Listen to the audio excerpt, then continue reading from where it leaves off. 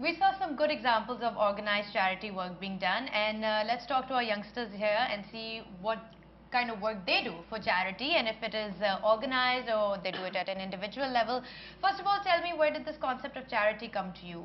So basically, this concept of charity is not just limited to communities. The main thing behind it is the religion. It's more a religion more that over focuses humanity. more. That was going to be my next question. Do you give money to charity because of religious reasons, or do you give it out of the goodness of your heart to help someone else? Both. Because the root of charity is very much into Islam, but we give it to give pleasure to our own self. I mean, feel relieved. Yeah, but basically our religion says that to help and poor and needy people. So it's our duty to help those people who need any support or who are not even financially so good. So we should give money, everything. Do you think that it's compulsory, like 2.5% zakat is deducted from whatever is in your bank account? Do you think that is enough to eradicate poverty from our country? No, I don't think so. The amount of zakat deducted from our accounts, if you see the statistical data of from the private organization who conduct surveys, it's too much, but it's not given out by the government. Exactly. Yeah, exactly. It's a hell lot of money because people in our, like, we don't hold money at home. We save it in our account. So we use current accounts to activate our daily life. There are no proper checks, and there is no institution who's monitoring these funds. That where are the banks spending, or whether the government is taking the money, or what the government is doing. Either the government is spending the money on the poor people or not. They should have to check that. They should have a proper organization. There's an annual report coming out every year showing that this is the money that the government has spent on the basis of zakat. That would have been more appropriate, and the people would have been more supportive. And an independent institution that is looking for it, whether they are telling the truth or not. So there is basically no transparency in this. Yeah, exactly. Actually, I was listening to the City Nazim the other day on TV, and he suggested that, and he said that we can, if every citizen contributed 1 rupee per day, whatever, and it's collected in an account, we can give them every month that this is what was collected, this is where it was spent. So I think if we work that way, that would. I mean, that would be for city projects, of course. But coming back to the poor, what about, do you think that private organizations have surpassed government efforts in providing help to the... What basically is doing, providing free education. And changing the system of studies.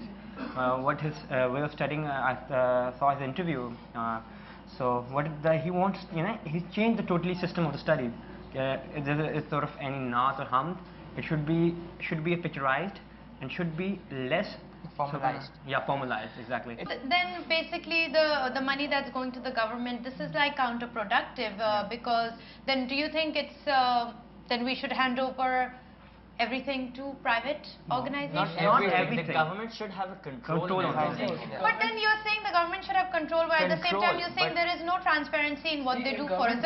How can you monitor that control? Somebody should also be able to monitor the control. Either should be the private, and plus it should be government sector too. Speaking, it's the government responsibility for the welfare of the nation, technically speaking. Right. This is what a government's basic objective is. But if the NGOs are working much better than the governmental organization, I'm not saying that the government should monitor everything, but they should have a control on that. They should be seeing where it goes. They should not be interrupting the process. In all the discussions that we have on different topics, it all boils down to the fact that why are we not asking for our rights? Why are we not more proactive about this? Maybe because the government is not listening to us.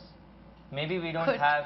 Maybe we don't have the power. It's not democracy. But then we cannot just accept that and sit down. So that's why we are just contributing our part. That's why I am helping demotivate ourselves. See, there's a lot of happening in this country on the individual level. There's less happening in the group basis or community basis or the national level.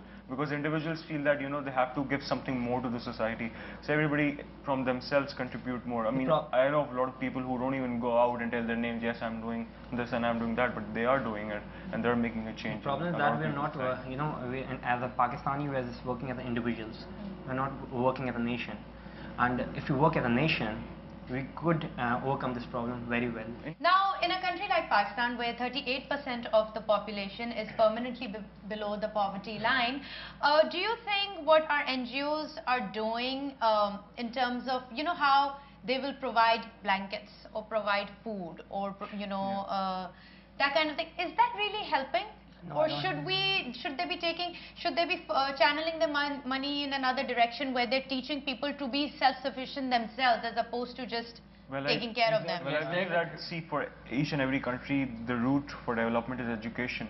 So why not NGOs, they should all develop more schools, more training centers to help the beggars. And, like, that's good if they're giving beggars, the 3 times food, but why not do something more? I mean, of course, they're spending the same amount of money. Why not provide them education? Yes, exactly. I agree to his point. I mean, just giving blankets and food and stuff, I mean, they'll just remain this for the rest of their life. Exactly. There will be no progress. We have to focus on progress. I mean, it's not their fault that they are poor. I mean, we as an individual, we have to take responsibility. That's a great concept. So rather than just giving blankets and stuff like that, we should focus more on their education. So because they are the future of Pakistan. They are the people who are going to do something. And growth will always come when we are training our own children, our own next generation. These were the children will become the future of Pakistan, and we can do. And they have to be independent and self-sufficient. Yes, they cannot just be relying or get used to food or money or aid coming to them and they just sit there and eat it. Because as it's very famously they say that if you want to help someone, teach them how to fish and not just give them fish. So discussion can go on for a really, really long time, and I'm sure we'll still be discussing this after you're gone. But if you have any opinions or views, please email them to us at open.frequency@dawnnews.tv, and you can also SMS us at 6622. We'll be looking forward to your emails and your SMS. Take care of yourselves. Have a good night.